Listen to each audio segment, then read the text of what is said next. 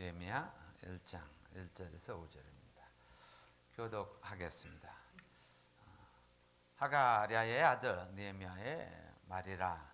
아스 사드다 왕 제20년 기스월 월에 내가 수산궁에 있더니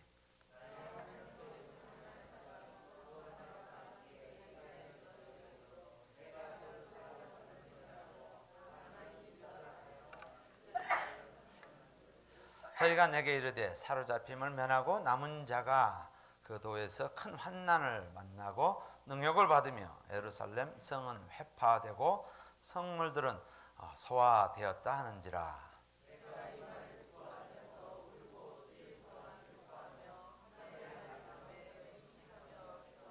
우리 다 같이요. 가로되 하나님 크고 두려우신 하나님이여, 주를 사랑하고 주의 계명을 지키는 자에게 언약을 지키시며 긍휼을 베푸시는 주여 간구하나이다.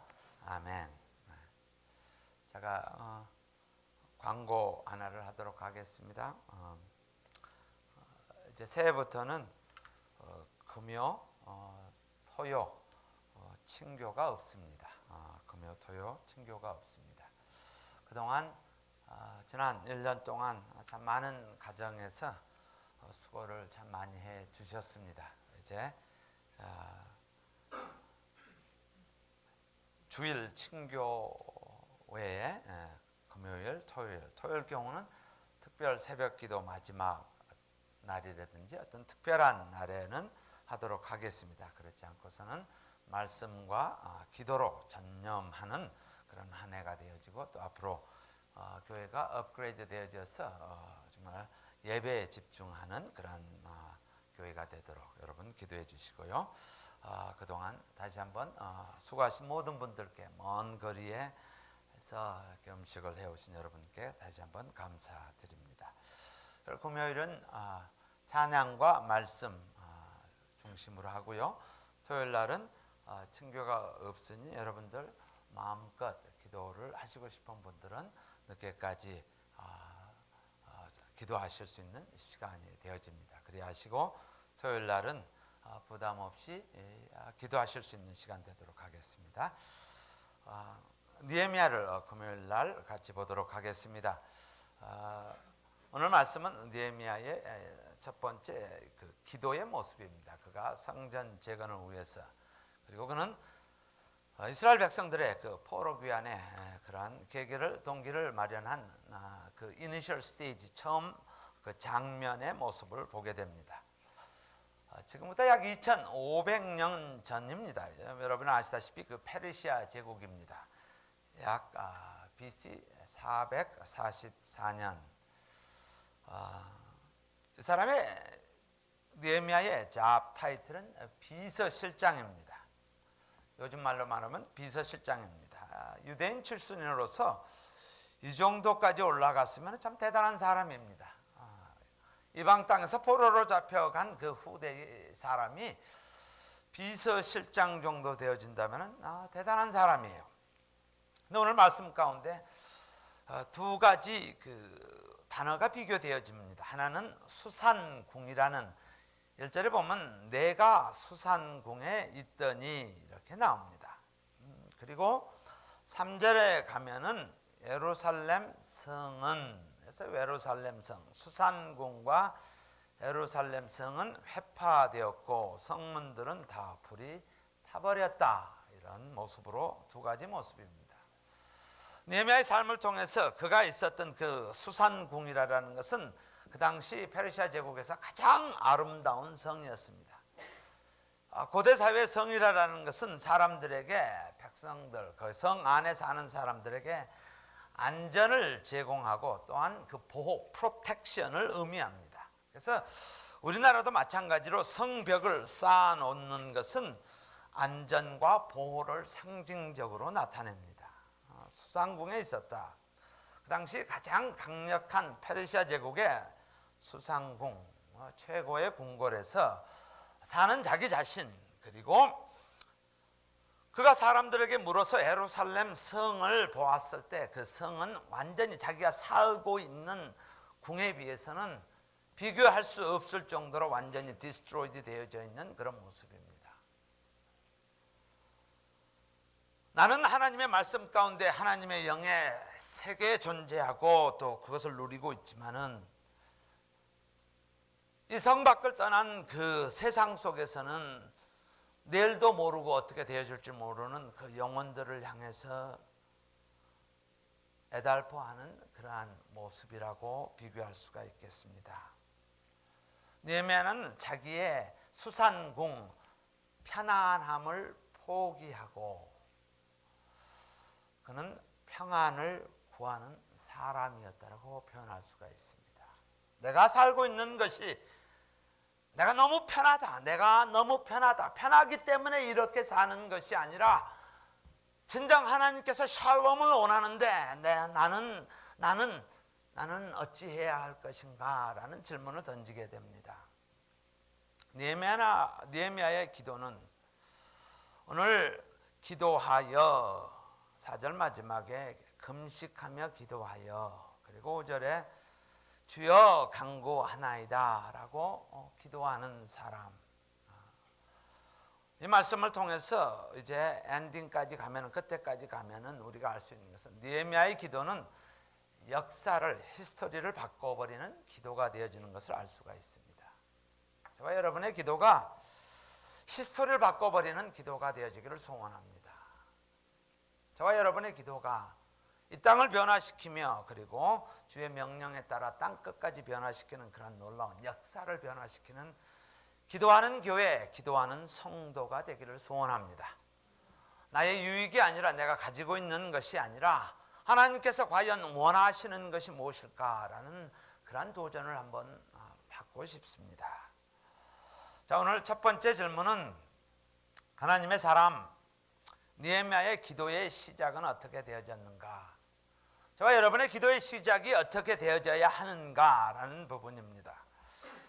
2절 마지막에 보면은 예루살렘 형편을 물은 즉 그는 물었다고 합니다. 물었더니 3절에 보면은 저희가 내게 이르되 물었더니 사람이 이야기합니다. 사로잡힘을 면하고 남은 자가 그 도에서 큰 환난을 만나고 능욕을 받으며 예루살렘 성은 회파되고 성문들은 소화되었다 하는지라 내가 이 말을 듣고 물은즉 듣고 라고 나옵니다.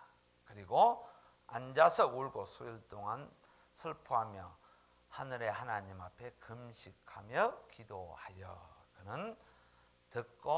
그는 묻고 듣고 기도한 사람입니다. 성경은 명사로 어프로치하는 것이 아니라 동사로 어프로치해야 합니다. 움직이는 것입니다. 스탑이 되지 않는 것이 아니라 지속적으로 묻고 듣고 그리고 그는 기도하기 시작합니다. 다시 말해서 느헤미야는 귀가 열린 사람입니다. 그리고 눈이 열린 사람입니다. 그리고 가슴이 열려 있는 사람입니다. 기도하지 못하는 이유는 바로 눈이 닫혀 있고 귀가 닫혀 있고 가슴이 닫혀 있어서 느끼지 못하기 때문입니다. 우리가 보지 못하면 기도 제목이 제한이 됩니다. 보지 못하고 듣지 못하고 느끼지 못하면 우리는 나의 필요 외에는 기도 제목이 나오지 않습니다. 그는 오늘 말씀을 통해서 물은즉 듣고 그리고 그는 기도하는 모습을 보게 됩니다.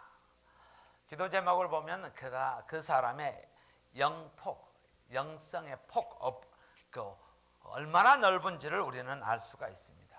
기도하는 기도의 음성을 들을 때마다 제가 주일 아침 중보기도에 그 기도 소리를 들으면 저의 가슴을 마구 내리칩니다. 우리 교회 리더들이 선교지를 통해서 각 필요 아픈 자들을 통해서 그들에게 기도하는 기도의 음성을 들으면 하나님께서 어찌 저 기도를 들어주시지 않을까라는 그런 가슴을 갖게 됩니다. 저에게 많은 도전이 되며 챌린지가 됩니다. 여기 이 교회는 기도가 움직이는 교회, 기도 때문에 하나님께서 응답해 주시는 교회. 지난 1년을 돌아봤을 때 제가 청년들을 오늘 찬양하는 모습을 볼 때 우리의 기도를 들어주시고 신실하신 하나님, 응답해 주시는 하나님을 보게 됩니다. 찬양을 통해서 하나님께서 영광 받으실 것이며, 이것을 통해서 하나님께서 하나님의 사역을, 또 하나님의 일을 넓혀 가시는 것을 저희가 보게 될 것이며, 우리는 땅끝까지 증인된 모습을 보게 됩니다. 왜냐하면 우리의 기도의 폭이 넓어지기 때문입니다. 우리뿐만, 땅뿐만 아니라 땅끝까지, 그리고 우리의 영혼뿐만 아니라 우리 울타리 밖에 있는 영혼들을 향해서 울부짖는 그 기도를 하나님께서 들어주시리라 저는 확신합니다. 때가 지금 이루어지지 않았을지라도 우리가 인내하고 기도하였을 때 느헤미야를 통해서 역사를 바꾸시는 하나님께서 우리의 기도를 응답해 주실 것입니다. 역사를 바꾸는 기도를 하려면은 중요한 부분이 뭐냐면, 역사를 바꿀 자를 믿어야 합니다. 역사를 바꾸실 자를 신뢰하셔야 합니다. 우리의 입술 가운데서 오픈이 되져 나갔다면 하나님을 전적으로 신뢰를 하셔야 합니다. 믿어야 합니다. 하나님께서 이루어 주실 것입니다. 이 성전을 통해서, 여러분의 삶을 통해서 하나님께서 응답해 주실 것입니다. 오늘 느헤미야의 기도 가운데 세 가지, 하나님 바꿀 자를 신뢰하는 것, 믿는 것, 그 세 가지가 나옵니다. 세 가지가 5절입니다. 가로되 하늘의 하나님 여호와 크고 두려우신 하나님이여. 역사의 주인이 하나님이시다. 크고, the great, 두려운 하나님이여 라고 하나님을 부릅니다. 하나님은 광대하신 하나님이라고 부르십니다. 하나님은 우리 민족이, 또는 우리가, 또는 이 교회가 직면한 어떤 문제보다도 하나님은 크시다라는 거예요. 지금 예루살렘 성이 회파되고 성문은 다 불탔는데, 그것보다도 더 전능자 하나님, 우리 현상을 보면 사람이 이렇게 할 수 있는가라지만, 그러나 그 전능자 하나님을 트러스트하고 신뢰하고, 지금 현재의 문제보다 더 크신 하나님, 그 크신 하나님을 부르짖는 모습입니다. 문제가 하나님보다 커 보이면은 우리는 그 문제에 짓눌리게 됩니다. 문제가 하나님보다 크게 되면은 그것에 짓눌려서 쓰여지는 단어가 depression이라는 단어가 나옵니다. depress. 그것은 문제가 하나님보다 더 컸기 때문에 짓눌려 있다라는 의미입니다. 현상에 짓눌려 있다라는 거예요. 그러나 전능자 하나님, the great, 크고 두려운 하나님이라면 문제는 it is very light한 것이에요. 우리 믿음 생활하면서 우리는 갑자기 문제가 닥치면은 아이쿠야 하고 그것 때문에 가려져서 하나님을 보지 못할 때가 많이 있습니다. 어려움이 있을 때 눈앞에 딱 가려져서 고개만 살짝 돌리면 다 보일 텐데, 우리는 그것에 가려져서 보지 못할 때가 많이 있습니다. 무리를 걷던 베드로의 모습입니다. 그래요, 하나님, 예수님께 부탁을 합니다. Can I walk? 내가 무리를 걷게 해주시옵소서라고 그는 걷습니다. 그러나 한순간, 하필 그 순간에 바람이 불어옵니다. 그는 예수님을 보는 것보다는 바람을 보고 오라는, 바람이 더 커 보이는 것이에요. 그래서 그는 눌려서 무서워서 빠져가는 모습을 보게 됩니다. 믿음이 적은 자여 라고 말씀하십니다. 예수님께서는 요한복음을 통해서 내가 누구냐라는 것을 7가지로 말씀하십니다. 그 중에 하나가 풍랑을 잔잔케 하시는 하나님, 예수님, 그렇게 나옵니다. 이것은 뭐예요? 자연을 통치하시는 하나님, 예수님임을 드러냅니다. 다시 말해서 하나님은 문제보다 더 크시다라는 겁니다. 문제보다, 내가 가지고 있는 어떤 문제보다도 창조자 그 하나님은 크시다라는 거예요. 그래서 우리가 먼저 역사를 바꾸는 기도자가 되려면은 바로 역사의 주이신 하나님을 신뢰하셔야 합니다. 내가 기도하는 그 기도의 대상에 대해서 우리는 신뢰해야 합니다. 두 번째는 하나님께서는 주를 사랑하고 주의 계명을 지키는 자에게 언약을 지키시며, 카비는 하나님과 사람과 인간과의 약속, 카비는 결코 깰 수 없는 컨트랙이 아니고 그랜트도 아니고, 카비는 이 언약을 지키시는 하나님이라는 거예요. 신명기 7장 9절에 보면 그런즉 너희는 알라, 오직 내 하나님 여호와는 하나님이시요 신실하신 하나님이시라. 그를 사랑하고 그 계명을 지키는 자에게는 천대까지 그의 언약을 이행하시며 인애를 베푸신다라는 거예요. 바로 그 하나님을 신뢰하는 것이에요. 이 성경은 언약의 책입니다. 약속의 책입니다. 저에게 약속하신 하나님의 말씀입니다.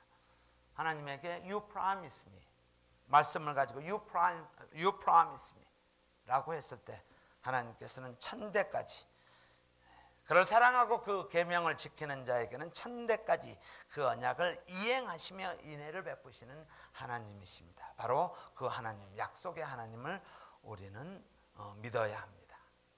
하나님은 하나님의 백성을 축복하십니다. 저와 여러분을 축복하십니다. 풍성하기를 원합니다. 그리고 하나님은 하나님의 일을, 하나님의 사람을 사용해서 하십니다. 저와 여러분을 사용하셔서 하나님의 일을 이루시는 하나님이십니다. 이스라엘 백성들을 출애굽을 할 때 모세를 들어 사용하셔서 그 일을 감당케 하십니다. 가나안에 들어가는 것을 여호수아를 통해서 하나님은 일을 이루십니다. 하나님의 일은 사람을 통해서 이루어집니다. 그래서 저와 여러분을 하나님께서 사용하십니다. 그리고 이 구원의 사역에 저와 여러분을 하나님께서 부르시고 계십니다.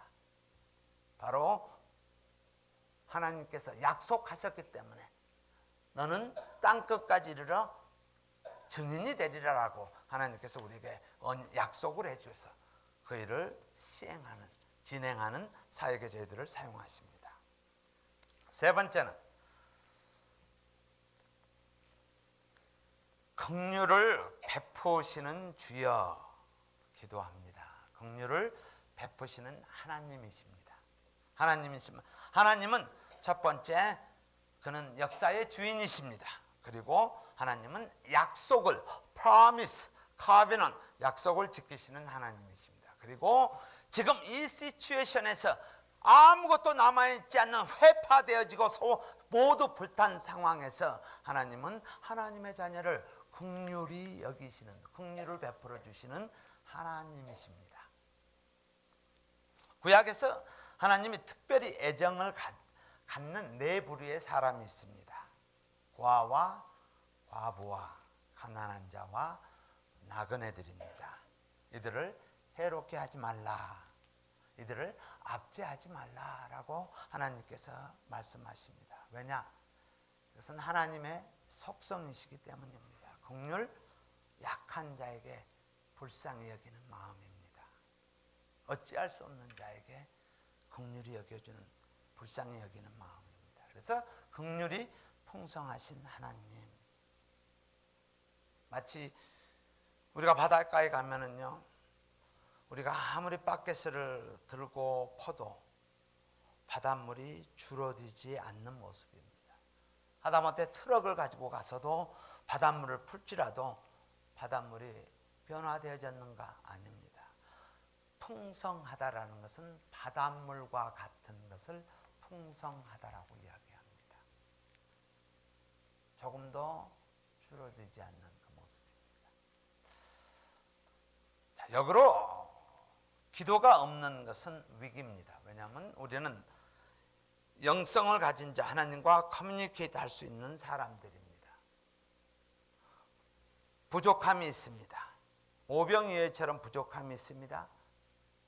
그리고 결과는 우리는 놀라운 능력을 체험합니다. 예수님의 능력을 체험합니다. 그런데 그 중간에 부족함 플러스 믿음, 그것은 능력을 체험하는 길입니다. 바로 기도하는 자, 믿음을 갖고 기도하는 자. 안드레가 이거면 어떻겠습니까? 라고 믿음으로 내놓는 자는 하나님의 능력을 체험합니다. 우리의 삶 가운데서 우리는 부족함으로 보여집니다. 그러나 그 부족함을 채워주는 것은 믿음, 부족함 플러스 믿음.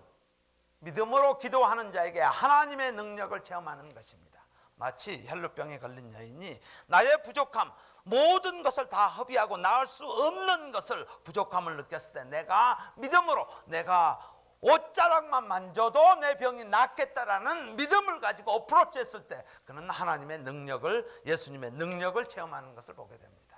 저와 여러분에게 이 교회가 가면서 부족한 것, deficiency가 있다라면 그 deficiency에서 우리가 요구되어지는 것은 믿음입니다. 하나님, 기도로서 믿음으로 나아갈 때 바로 우리는 하나님의 능력을, 하나님의 디멘션을 체험할 수 있는 것입니다. 1945년 히로시마 또는 한국이 해방되기 전에 핵폭탄이 터져지기 전에 잉글리시 딕셔너리에는 우라늄이라는 단어를 만약에 45년 전에 퍼블리시된 딕셔너리를 찾아보면 이렇게 기술되어 있습니다. 아무 쓸모 없고 희고 무거운 금속, 이 정도로 디스크라이브가 되어 있습니다. 근데 45년이 지난 다음에 핵은 엄청난 파괴력을 가진 그런 무기가 되어질 뿐만 아니라 원자력 발전소, 지금 모든 나라에 전기를 제공하는 이 놀라운 것을 사용하는 툴이 되어집니다. 개발만 하면은 아주 작은 스몰 어마운트의 작은 양이 한 도시를 날려버릴 수 있는 그런 엄청난 파워를 가지고 있습니다. 저와 여러분이 가지고 있는 이 엄청난 파워가 뭐냐면 바로 기도라는 것이에요. 성이 다 회파되어지고 모든 것이 불에 탔을지라도 내가 하나님, 전능자 하나님 앞에 기도했을 때 그 기도는 바로 역사를 바꿔버리는 기도가 되어집니다. 사람들은 기도에 대해서 마치 1945년도판 영어 딕셔너리에 아무 쓸모없는 것 정도로 희고 무거운 금속 요 정도로 생각을 합니다. 그러나 기도의 능력을 체험한 자들은 그들은 원망 대신에 하나님 앞에 부르짖는 그 음성을 들을 수가 있습니다. 느헤미야 33장 3절에 너는 내게 부르짖으라, cry out, 부르짖으라. 내가 내게 응답하겠다. 내가 내게 응답하겠다. 그리고 그 다음에 나오는 단어가 the key입니다. 내가 알지 못하는, 네가 생각조차도 하지 못한 것들을, 크고 은밀한 일들을 내게 보이리라. That's the power. 이것이 뉴클리어 원자 폭탄과 같은 것이 기도라는 사실이에요. 바로 부족한 것이 우리에게 보였을 때, 느헤미야가 성에 회파되어진다는 것을 보여줬을 때 그는 금식하고 하나님, 전능자 여호와 하나님 앞에 그는 무릎을 꿇고 기도하는, 그리고 느헤미야의 엔딩에 가면 하나님께서 성을 재건하는 모습을 보게 됩니다. 이 교회가 눈에 보이는 여러분들이 이 세상을 바라보고 또 주변을 바라봤을 때 부족함이 있을 때 바로 그것이 우리의 기도 제목입니다. 그 기도 제목을 가지고 주께 나아갔을 때 주께서 놀라운 은혜로 그 능력으로 증거되어지는 저와 여러분 이 교회가 되기를 주의 이름으로 축복합니다.